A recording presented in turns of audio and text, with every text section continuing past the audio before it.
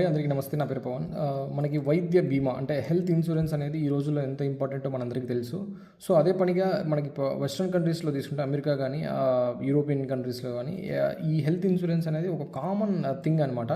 So మన ఇండియాలోకి వచ్చేస్తే అకార్డింగ్ టు లాన్సెట్ ఈ జర్నల్ ప్రకారం ఏంటంటే వీళ్ళ లెక్కాచారం ప్రకారం దాదాపు 70% మంది ఇండియన్ పాపులేషన్కి there is no health insurance అనమాట. హెల్త్ ఇన్సూరెన్స్ అంటే వైద్య బీమానే లేదు. సో మనం అర్థం చేసుకోవచ్చు దీనివల్ల అంటే అరకొరక ప్రభుత్వ సదుపాయాలు ఉన్నాయని చెప్తున్నారు. సో అదేవిధంగా 45% మంది ఈ ప్రైవేట్ ఆసుపత్రులకి వెళ్ళాల్సి వస్తుందన్నమాట. అక్కడ ఖర్చు చేసి వాళ్ళు పేదలుగా మారాల్సి వస్తుంది.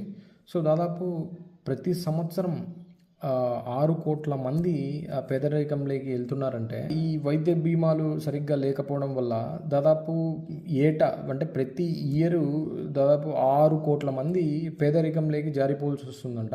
అదేవిధంగా 45% మంది జనాభా వచ్చేసి సొంత ఖర్చులతో ఈ వైద్య ఖర్చుల్ని భరించాల్సి వస్తుందంట. ఎందుకంటే ఫెసిలిటీస్ సక్రమంగా లేకపోవడం, స్టాఫ్ కొరత కావచ్చు, ఆసుపత్రులు సరిగ్గా లేకపోవడం వల్ల కావచ్చు, వీటన్నిటి కారణంగా ప్రజలు అనేవాళ్ళు సొంతంగా భరించాల్సి వస్తుంది. అదేవిధంగా ఈ 45% సొంతంగా ఖర్చు చేస్తుందంట కదా, అది ప్రపంచ సగటుతో మనం పోల్చుకుంటే దాదాపు 18% ఎక్కువ అంట మన ఇండియాలో.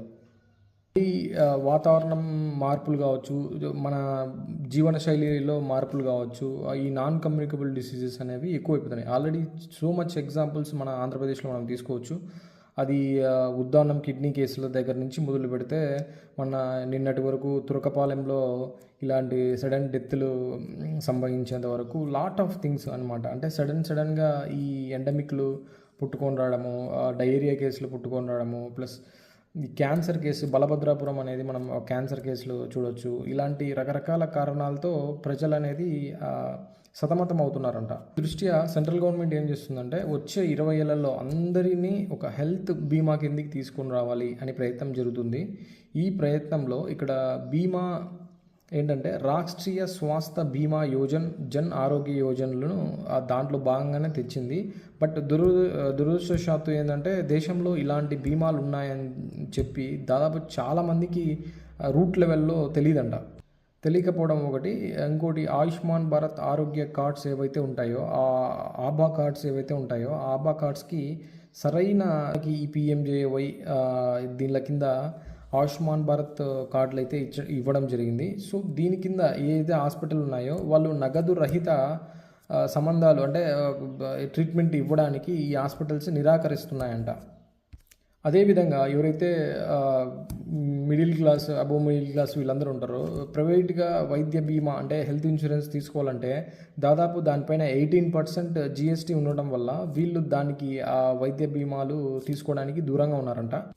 అది కాక ఏంటంటే దాదాపు ఈ ప్రైవేట్ బీమా సంస్థలు ఏవైతే ఉన్నాయో వాళ్ళు దాదాపు జరిగిన కొద్ది కాలంలో 15,000 కోట్లు విలువైన 29% ఈ క్లెయిమ్స్ని ఏదైతే ఉంటాయో వాళ్ళు తోసిపుచ్చారంట, అంటే రిజెక్ట్ చేశారంట.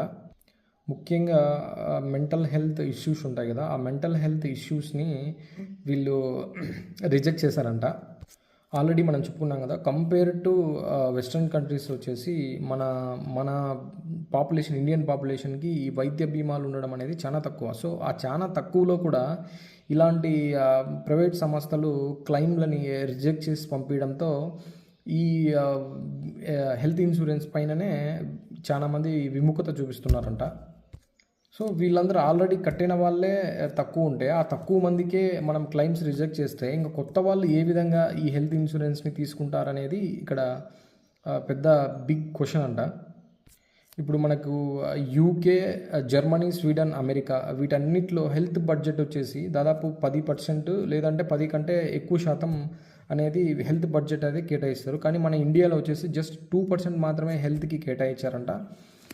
సో వీళ్ళు చెప్పిన ప్రకారం ఏంటంటే హెల్త్ అంటే ప్రభుత్వ ఆసుపత్రులను పెంచి స్టాఫ్ అనేది ఫుల్ ఫ్లెడ్జ్డ్గా ఉండి ఆ స్టాఫ్ స్కిల్డ్ స్టాఫ్ అయ్యి ఉండి ఈ ప్రభుత్వ ఆసుపత్రులకి సదుపాయాలు పెంచినట్లయితే ఈ వ్యయభారాలన్నీ పేద ప్రజలు, middle class, above middle class, below middle class వీళ్ళందరి మీద ఈ భారం అనేది తగ్గుతుందంట.